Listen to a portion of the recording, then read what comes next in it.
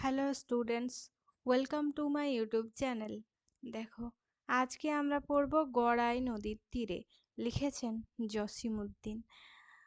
গড়াই নদীর তীরে কুটির খানিরে লতা পাতা ফুল মায়ায় রয়েছে ঘিরে।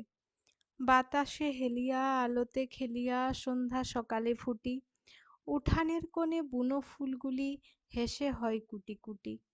মাচানের পরে শিমলতা আর লাউ কুমড়ার ঝাড়। আড়াআড়ি করি দোলায় দোলায় ফুল ফুল যতবার।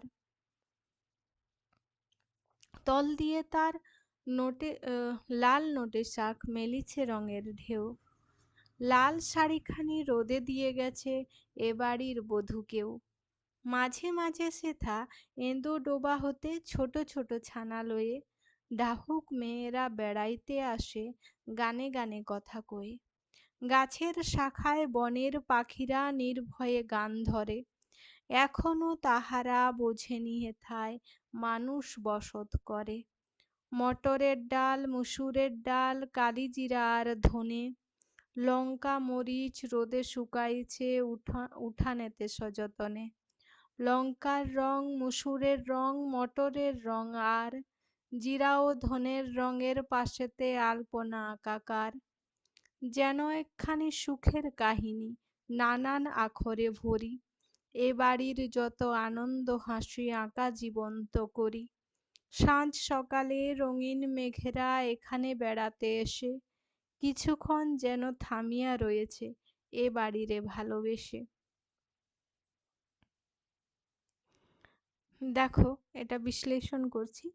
গড়াই নদীর তীরে একটা নদী আছে যার নাম গড়াই। সেখানে কি আছে?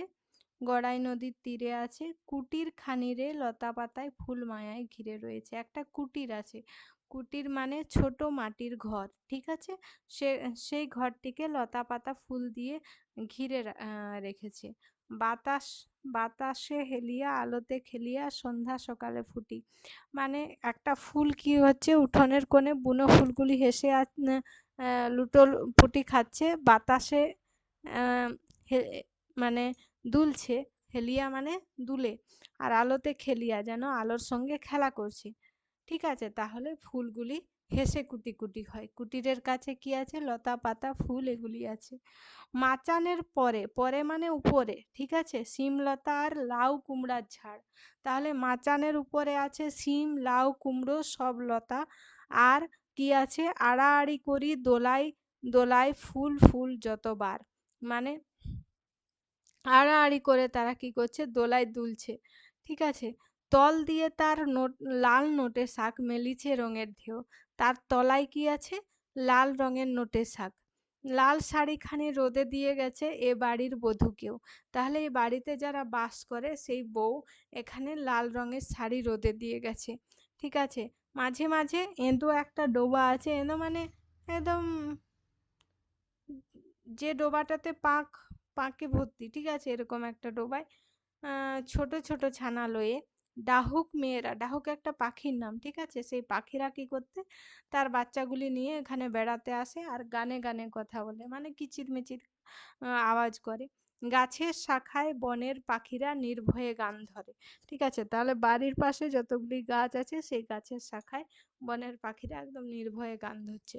এখনো তাহারা বোঝেনি হেথায় মানুষ বসত করে। তাহলে পাখিরা এখনো বোঝেনি যে মানুষ বসবাস করছে এখানে। মটরের ডাল মুসুরের ডাল কালিজিরা আর ধনে।